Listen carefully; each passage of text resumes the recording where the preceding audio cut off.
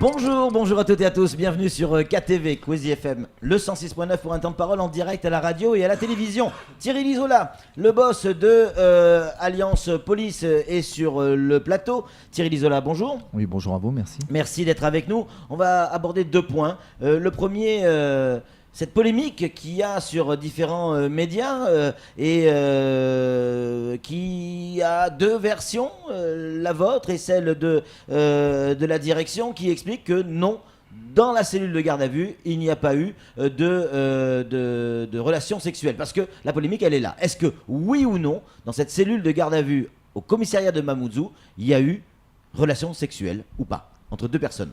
Alors, bonjour à vous. Le boss, c'est Afouad Kolo, secrétaire départemental. Moi, je suis porte-parole du syndicat Alliance Police Nationale, du même syndicat, mais le porte-parole. Concernant cette affaire, elle a pris un petit peu d'ampleur dans la semaine, relayée par les médias. Des gens certainement bien intentionnés ont voulu porter accusation à la police nationale de faire défaut de surveillance et de protection des gardes à vue. Alors non, il n'y a rien de tout ça. Il s'agit, comme je l'ai déjà dit et répété, d'une relation sexuelle consentie entre deux hommes et que l'on a pu interrompre rapidement grâce à la vidéosurveillance. D'accord, donc il y a bien eu relation sexuelle dans une cellule de garde à vue au commissariat de Mamoudzou? Non, il n'y a pas eu relation sexuelle dans la cellule de garde à vue au commissariat de Mamoudzou. Il y a eu une tentative de relation sexuelle dans la cellule du commissariat de Mamoudzou que l'on a interrompue. C'est interdit d'avoir une relation sexuelle en prison? En prison, je parle. En prison, c'est... alors moi, je ne suis pas maton, je ne veux pas parler pour les prisons. Non, mais que dit la loi? Sur les prisons? Non, oui, sur les prisons, ou à partir du moment où on est privé de liberté? Je ne sais pas. Sur les prisons, je ne vais pas me prononcer parce que je vais gérer sur les gardes à vue. Ouais. Les gardes à vue, c'est interdit d'avoir des relations sexuelles en garde à vue. D'accord. Pourquoi? Parce que d'abord, vous êtes soumis à des interrogatoires répétés, à une surveillance très réglementée et à un visu de la part et à la fois des agents de police et aussi des personnes qui seraient avec vous ou aux abords. D'accord. Donc ça pourrait être apparenté à une, je dirais, on pourrait assimiler ça à une exhibition sexuelle, un attentat à la pudeur, etc. Les règles de... Sauf si c'est consenti. Oui, mais on n'est pas là pour y prendre du plaisir. Mais On n'est pas là pour prendre du plaisir. Nous ne sommes pas des voyeurs. Ouais. Nous ne sommes pas des voyeurs et Ouais. nous ne cautionnons pas les relations sexuelles dans les locaux publics. Je vous D'accord. rappelle qu'on est quand même dans un lieu public. Non, enfin, pour nous, ça a été une grosse surprise de voir ça. Le collègue des gardes à vue, après avoir été avisé par la personne qui s'occupait de la vidéosurveillance, enfin, qui avait vu sur la vidéosurveillance, le collègue des gardes à vue a interrompu tout de suite, quand il a connu les faits, cet acte qui n'avait pas de place dans un local de police. Autre sujet. Excusez-moi, juste pour être bien clair, parce qu'on entend un peu tout et n'importe quoi, c'est deux personnes qui sont en garde à vue. Il n'y a pas de fonctionnaire de police dans les deux. Non. Oui, la méprise aurait pu être là aussi. Mais D'où, quand on recueille l'information, c'est votre travail, j'entends bien, mais il faut vraiment, si nous on vous dit, on n'a aucun intérêt à cacher ça. Vous imaginez la responsabilité pénale des fonctionnaires de police, et là pour le coup aussi de la hiérarchie, qui ne ferait pas respecter la réglementation sur la protection des gardes à vue.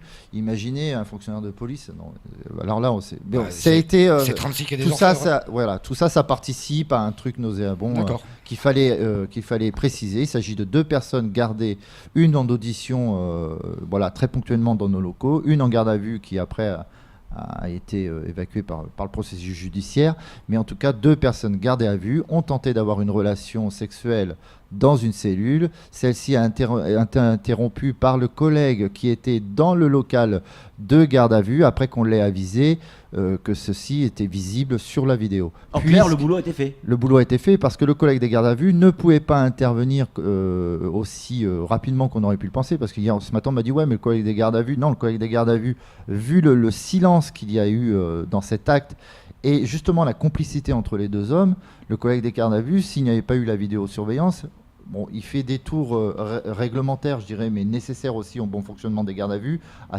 toutes les 10 minutes, tous les quarts d'heure, toutes les 5 minutes, en fonction. Voilà. Mais là, c'était vraiment un acte complice entre deux hommes, que s'il n'y avait pas eu la vidéosurveillance, on n'aurait pas pu le voir immédiatement. Donc ils ont fait le boulot, donc pas de sujet. Le boulot a été travaillé, c'est un non-événement pour nous. On est d'accord là-dessus. Un point sur lequel on n'est pas forcément d'accord, Thierry Lisola. Et ça peut arriver sur ce plateau. Tous ceux qui défendent l'intérêt général, tous ceux qui défendent le manque de moyens pour notre île sont toujours le bienvenu. Ceux qui ont un avis différent le sont aussi, mais doivent aussi s'expliquer. Vous reprochez à la direction de la police aujourd'hui clairement que ce qui s'est passé sur l'une de vos adhérents, qu'est-ce qui s'est passé? Cette personne, un mois en vacances, elle a le droit, elle part un mois de vacances, et au retour de ses vacances, elle tombe malade pendant un mois. Le patron a des doutes sur cette maladie et demande à vérifier si vraiment elle est malade. Et ça vous dérange? Non, déjà, ce qui me dérange, c'est que ça a fait le tour de l'île. Vous avez une fonctionnaire de police qui a été en congé et qui a prolongé son absence par un arrêt médical de quelques jours, Oui. et qui, au final, ça fait le tour de l'île, ça fait tous les Pas de fonctionnaires. quelques jours, un mois. Bon, alors soit je suis pas là pour discuter des jours, je suis Oui, pas mais médecin. bon, c'est un mois de plus. Et je vous précise que ce qui me choque déjà, c'est que toute l'île soit au courant et informée de cet état de fait. Bon, ensuite, c'est comme ça, c'est Mayotte, tout le monde est au courant à l'instant présent des événements. Bon. Moi, ce qui me dérange, c'est que les fonctionnaires sont aujourd'hui très surmenés, et il faut comprendre. Et moi, quand vous parlez d'intérêt général, moi, je suis pas là pour défendre l'intérêt général, je suis là pour défendre l'intérêt des policiers. Vous en déplaise, je suis là pour défendre l'intérêt des policiers. Ouais, mais Je suis pas là. on n'atteint pas les limites là de l'éthique du syndicalisme, parce qu'on manque de moyens à Mayotte. La population a besoin de ces policiers pour être protégés, et certains, en tout cas c'est l'enquête qui le dira, si c'est le cas ou pas, mais si c'est vrai, ça veut dire que certains partent un mois en vacances et reprennent un mois de maladie derrière. Douteux. Un douteux, ça c'est votre point. C'est l'enquête qui le dira. Mais c'est l'enquête qui dira. Ouais. Et je répète que c'est votre point de vue. L'éthique, c'est une éthique que vous apportez vue de l'extérieur. Ouais. Moi, l'éthique, c'est mon code de déontologie syndicale et la charte syndicale que j'ai à Alliance Police Nationale qui m'oblige à défendre mes collègues. Ouais. Ça aussi, vous en déplaise. Donc il est une chose auquel je tiens, c'est la confiance envers mes collègues. Et donc l'arrêt maladie, malheureusement, on ne choisit pas le jour où on tombe malade. Samuel Baucher, le rédacteur en chef de France Mayotte Matin, qui n'est pas malade, est sur le plateau, a une question à vous poser. Ouais, moi, c'est pas la forme qui m'intéresse, c'est le fond.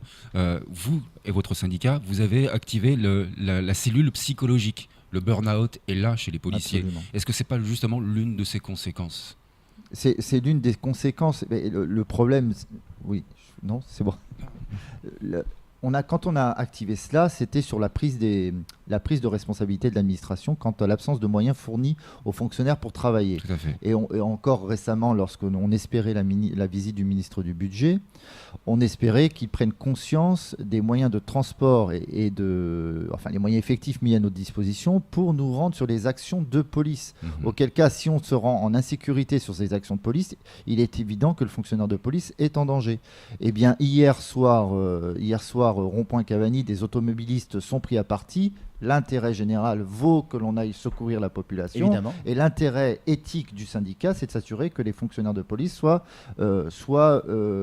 en sécurité pour intervenir. Parce que je vous rappelle que dans l'administration, il existe un exercice de droit de retrait qui peut être appliqué dans la police nationale. Si les fonctionnaires de police n'ont pas les moyens de travailler, Mais là-dessus, on est tous d'accord. l'exercice du droit On de est tous retrait. d'accord, Thierry Lisola. là-dessus. Et par conséquent, si un fonctionnaire de police prend une pierre, il est blessé, il est en arrêt maladie. Non, mais là-dessus, on est tous d'accord. Le problème ne porte pas là-dessus. Vous essayez de déplacer le débat, mais le problème ne porte pas là-dessus. C'est sur des personnes qui vont abuser du système alors qu'on est en manque de moyens pour protéger notre population. Il y a Flo, peut-être une Il y a réaction. peut-être une raison à ça. C'est pour ça que la cellule psychologique a été enclenchée. C'est d'où l'objet de ma question. Vous avez donc aussi un avocat, et c'est parfait, vous avez des... Moi, je remarque Ouais. que vous êtes aussi, quelque part, dans votre posture, un avocat. Mais vous avez raison, l'administration exerce son rôle, son celui devoir, de la population. et moi, j'exerce celui Flo, de une mes réaction. Moi, oui, justement, j'aimerais savoir, parce que quand un salarié est malade dans le public ou dans le privé, effectivement, il peut être contrôlé par quelqu'un de la sécurité sociale. C'est quelque chose de tout à fait normal. Donc, en quoi, qu'est-ce qui vous gêne dans le fait que... Non, je conteste pas.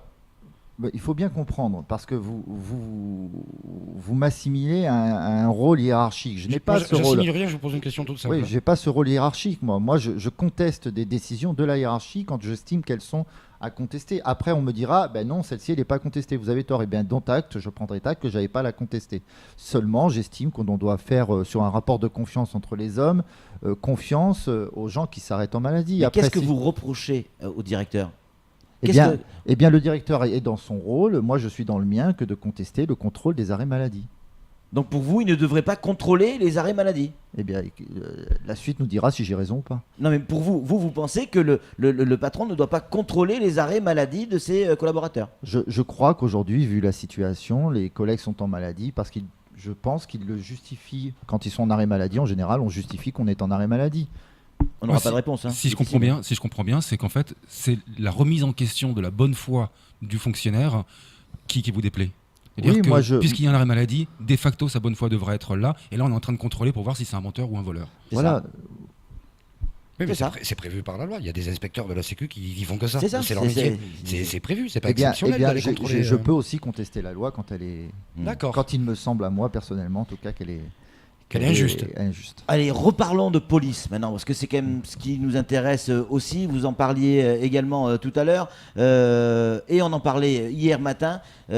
Depuis quelque temps, régulièrement, du côté du rond-point SFR, il y a des véhicules, des civils, pour employer des termes plus communs à votre fonction, des civils qui se font caillasser gratuitement par des individus, et pas qu'une fois. Hier matin, on a pu avoir des photos diffusées sur ce plateau avec une pluie de pierres, mais pas des petits cailloux, pas des graviers, des pierres qui tombent sur les civils. La BAC est allée, je crois, le soir même, est intervenue, elle a été également caillassée. Voilà, on voit les photos. Il n'y a pas moyen de régler le problème, puisqu'on sait à quelle heure ils sont là, grosso modo, et où ça se passe. Il n'y a pas moyen d'imaginer une opération pour que ça cesse et que le citoyen lambda puisse être en sécurité? Oui, vous avez raison. Là, pour le coup, c'est une problématique puisque ça donne. Mayotte, il n'y a qu'une route principale que l'on est obligé d'emprunter.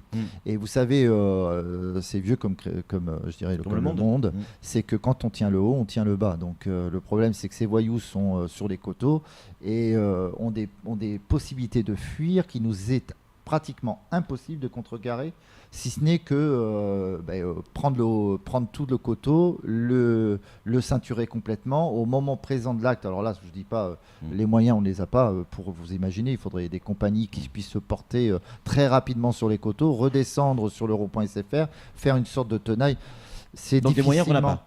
Non, les moyens de cette importance-là, je crois qu'ils n'existent nulle part. Donc qu'est-ce qu'il nous reste à faire? Éviter les pierres? Alors déjà, oui, éviter les pierres, absolument. Éviter les pierres pour les fonctionnaires de police. Avoir des voitures qui sont adaptées à pouvoir rester sur place. Parce que quand un policier prend des pierres, il s'en va. Hein. Et les policiers, c'est pas un surhomme. Donc il faut des véhicules adaptés qui sont des véhicules par pierre. Ça existe, on sait le faire. 5e puissance du monde, on peut le faire. Et sinon, après, il faut alors là, pour le coup, il faut une action judiciaire de recherche et d'identification des auteurs. Mais je peux vous dire qu'on y travaille là-dessus. Ouais, vous y travaillez, mais d'accord. Mais effectivement, pour l'instant, la population se sent non pas en insécurité quand ils franchissent effectivement le rond-point SFR. Oui. En danger. J'ai une petite question toute bête. C'est pas la première fois que ça se produit. Des caillasseurs, vous en avez déjà interpellé. Oui, vous avez parlé avec eux. Oui. C'est quoi leur motivation? Aucune. Un peu de bangay, souvent du bangay d'ailleurs. Ouais. Un peu d'alcool, beaucoup de chimiques. Donc c'est gratuit. Et puis un jeu. Et puis c'est un jeu pour beaucoup. Moi je suis passé, j'étais dessous pratiquement à 1 heure près. J'ai appelé mes collègues qui sont intervenus à 2 reprises. On a essayé de voler mon téléphone portable dans la voiture. Vous voyez, j'avais laissé ma porte et j'ai fait l'erreur de laisser mon téléphone portable sur le siège. Et une dizaine sont arrivés et il a essayé de piquer mon téléphone portable. Bon, je l'ai vu faire, je connais un petit peu leur technique.